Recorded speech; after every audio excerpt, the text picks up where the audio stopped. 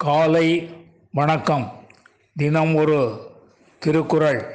அதிகாரம் 31 வெகுளாமை. குறள் 305.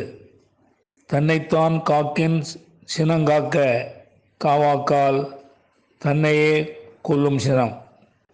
மீண்டும். தன்னைத்தான் காக்கின் சினங்காக்க காவாக்கால் தன்னையே கொல்லும் சினம்.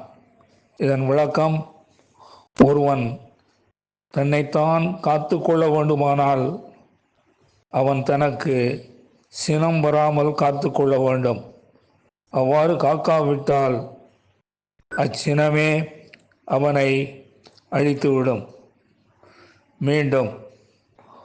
ஒருவன் தன்னைத்தான் காத்து கொள்ள வேண்டுமானால் அவனுக்கு சினம் வராமல் காத்து கொள்ள வேண்டும்.